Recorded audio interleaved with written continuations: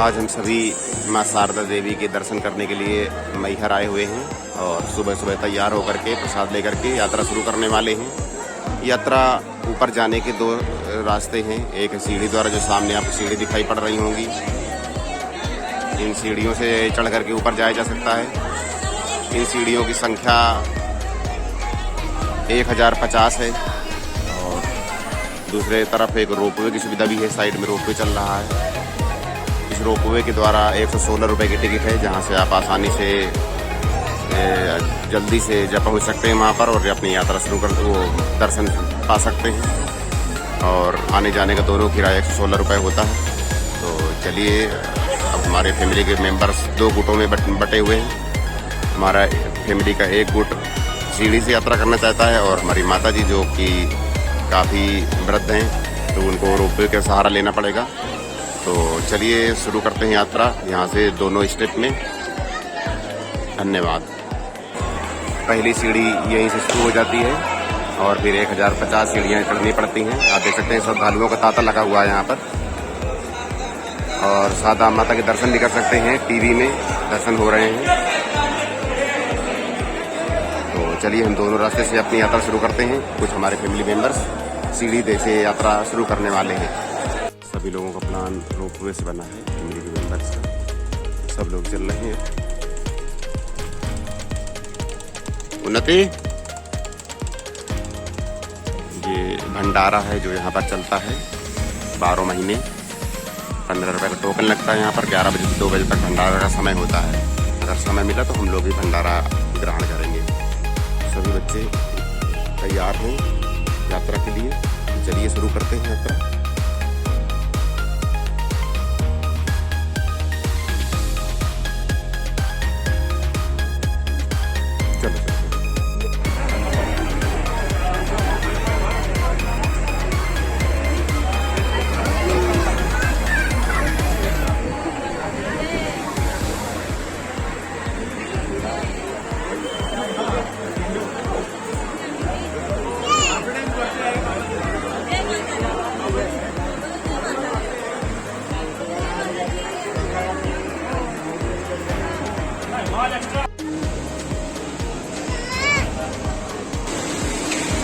माँ शारदा देवी रोपवे है ये।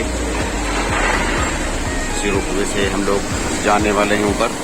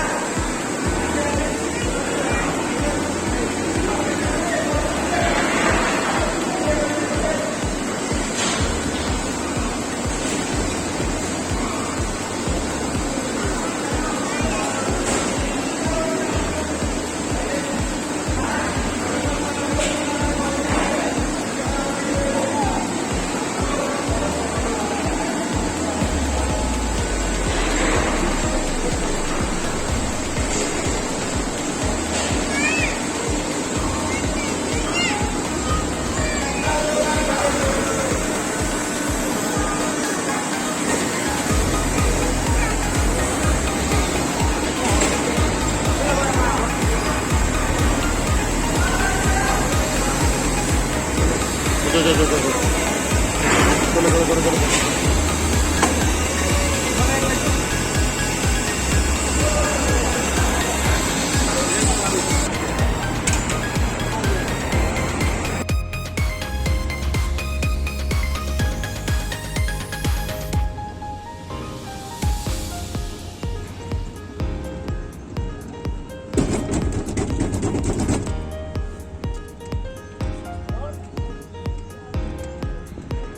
ऊंचाई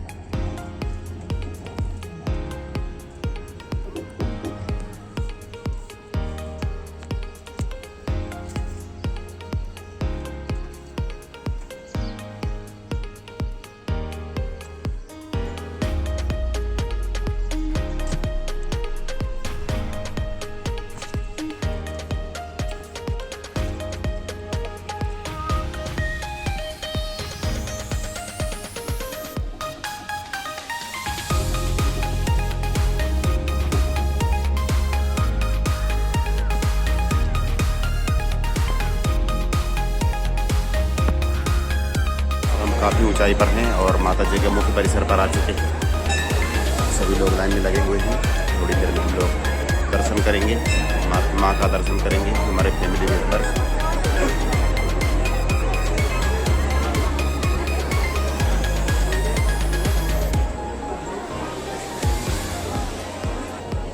ये रोपवे आप देख सकते हैं, इसी रोपवे से हम लोग आए हुए हैं। चारों ओर विहंगम नज़ारा देखने को मिलता है, हरियाली भरा नज़ारा है चारों ओर। और ये नीचे देख सकते हैं रेजिडेंशियल एरिया।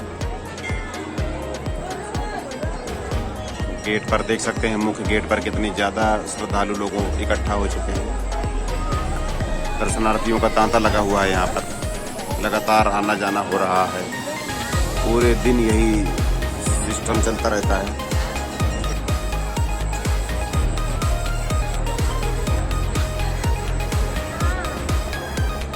माँ शारदा मुख्य मठ के पास आ चुके हैं हम लोग। देख सकते हैं श्रद्धालुओं का कितना भीड़ लगा हुआ है यहाँ पर। हमारे फैमिली मेंबर्स, जल्दी जाओ, जल्दी जाओ, जल्दी बैठो, जल्दी बैठो, जल्दी बैठो, जल्दी से। एक लोग और यहाँ चले जाओ, चले चार चले जाओ।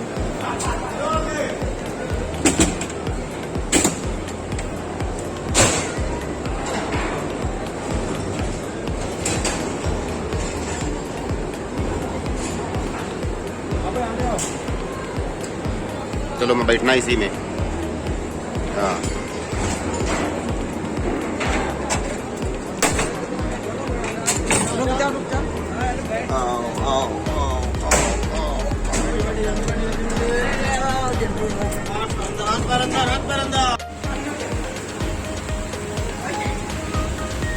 सभी लोग रेस्टोरेंट में नाश्ता कर रहे हैं।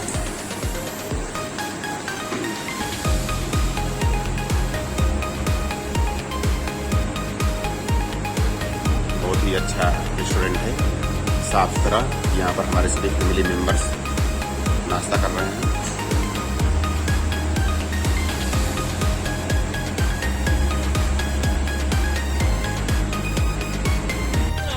इस समय हम आल्हा देव मंदिर आए हुए हैं। आल्हा देव मंदिर आल्हा ऊदल की कहानी को जीवंत रखते हैं। उनकी याद में एक मंदिर बना हुआ है। आल्हा माता देवी के परम भक्त थे और उन्हें अमर होने का वरदान प्राप्त हुआ था। बताते हैं आज भी आल्हा और उनके पुत्र ईदल जिंदा हैं और इसी वन में रहते हैं। आल्हा और ऊदल को समर्पित यह मंदिर विश्वविख्यात है और बताते हैं कि बहुत ही दूर दूर से यात्रीगण यहाँ पर आते हैं दर्शन के लिए। आल्हा की याद में एक मेडिसिनल प्लांट का गार्डन भी बना हुआ है यहाँ पर। इस गार्डन में तरह तरह के मेडिसिनल प्लांट लगाए गए हैं जो जन औषधि के रूप में यूज किए जाते हैं। आंवला जैसे कुछ पौधे दिखाई पड़ रहे हैं। मंदिर के ठीक पीछे एक सरोवर स्थित है जिसे आल्हा तालाब के नाम से जानते हैं।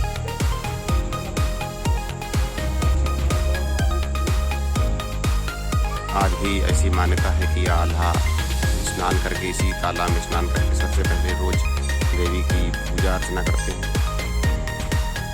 आल्हा और ऊदल के विषय में कुछ विशेष जानकारी आपको दे दूं तो ऐसा बताया जाता है कि आल्हा और ऊदल चंदेल वंश के सेना नायक थे, वंश के राजाओं के सेना नायक थे और आल्हा के बड़े भाई ऊदल थे। बताते हैं आल्हा का वजन 110 किलोग्राम था और वो बहुत ही बड़े बॉडी वाले बिल्डर थे उस ज़माने के। और उनके जो तलवारें थी उनका वजन 140 किलो था। 2 तलवारें लेकर चलते थे और लगभग 80 किलो का एक लोहे का कवच पहन करके लड़ाई मैदान में, युद्ध के मैदान में उतरते थे। उन्होंने बताते हैं कि लगभग 52 लड़ाइयाँ जीती और सबसे लास्ट में 11वीं सदी के अंत में पृथ्वीराज चौहान से युद्ध में उनकी बड़े भाई ऊदल की मृत्यु हो गई थी। ऊदल को भीम का अवतार बताया जाता था और जो आल्हा थे वो माँ देवी के परम भक्त थे और उन्हें अमर होने का वरदान प्राप्त था। आज भी लोगों की मान्यता है कि माता मैहर देवी का जो श्रृंगार है सबसे पहले आल्हा ही किया करते हैं। रोज़ सुबह जल्दी जब मंदिर के पट खोले जाते हैं तो सबसे पहले उनकी पूजा अर्चना पहले से हो चुकी होती है, ऐसा मंदिर के जो पंडित लोग हैं वो बताते हैं। ऐतिहासिक स्थान पर आकर के काफ़ी अच्छा लगता है और अपनी जो भारतीय विरासत है उसको भी देखने को मौका मिलता है।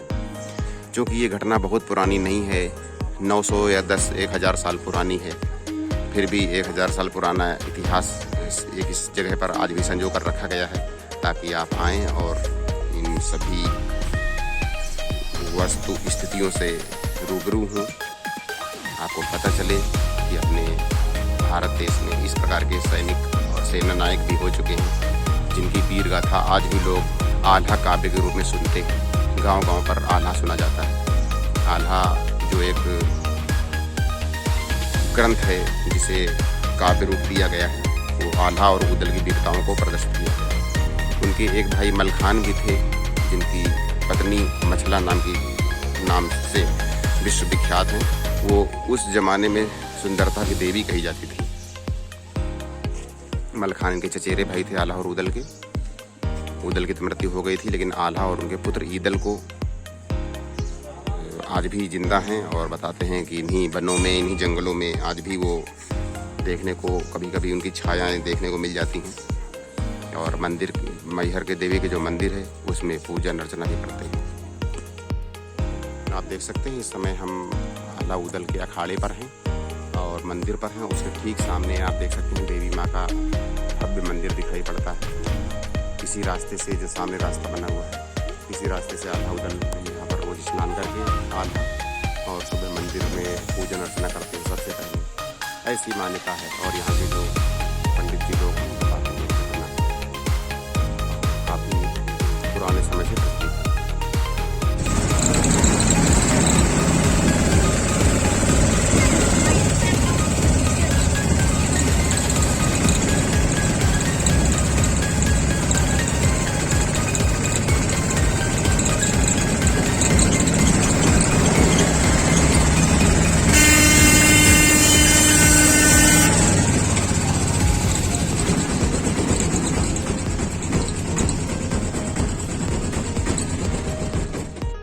इस समय हम अखाड़ा में आए हुए हैं जो आल्हा उदल का अखाड़ा कहा जाता है। यहीं पर ये लोग कुश्ती सीखते थे। बजरंगबली का छोटा सा मंदिर भी है यहाँ पे और अखाड़ा भूमि देख सकते हैं आप। आल्हा अखाड़ा दिया हुआ है और यहाँ पर थोड़ा सा खुदाई उदाई भी है।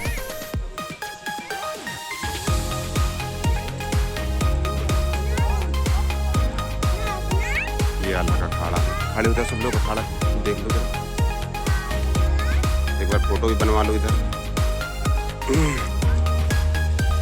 ये आल्हा अखाड़ा देखने हमारे फैमिली के सभी मेंबर आए हुए हैं। देख सकते हैं आप सभी मेंबर्स हमारे। सामने ही देवी जी का मंदिर भी दिखाई पड़ रहा है यहाँ से। ये देखिए आल्हा उदल का अखाड़ा है। यहाँ पर वो कुश्ती सीखते थे और बजरंगबली की पूजा भी करते थे। वो देखिए मंदिर बना हुआ है।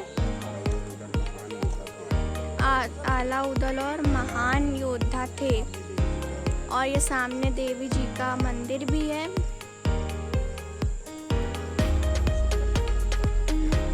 बहुत सुंदर और प्राकृतिक जगह है ये। पेड़ पौधे हैं और चारों ओर पहाड़ियाँ भी दिख रही हैं।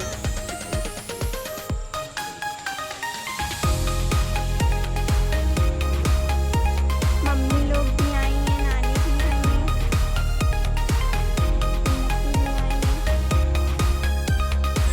इस समय हम श्री शारदा बाल उद्यान आए हुए हैं जो शारदा मंदिर के थोड़ी दूर पर स्थित है मैहर में। तो चलिए हम शुरू चलते हैं अंदर और दिखाते हैं बाल उद्यान के विषय में थोड़ी जानकारी। बहुत सुंदर पार्क बनाया गया है जो मध्य प्रदेश पर्यटन द्वारा डेवलप किया गया है इसको। बच्चे पार्क आए हुए हैं। पार्क बहुत सुंदर है और बहुत बड़ा पार्क है ये।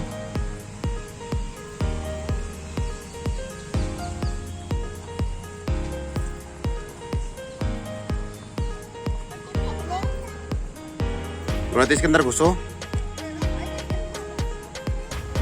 नहीं घुसा जाता उन्नति इसके अंदर।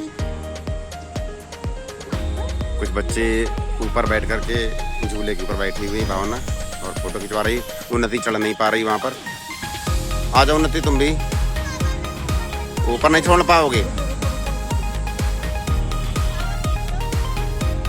अभी खींच रहे हैं, रुक जाओ। खींच दिया, नहीं बैठ पाएगी उसमें। रहने तो इसमें मत बैठो।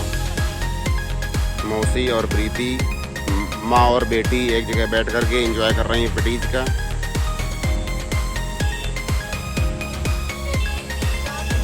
शारदा माँ के नाम की पार्क है ये, शारदा पार्क।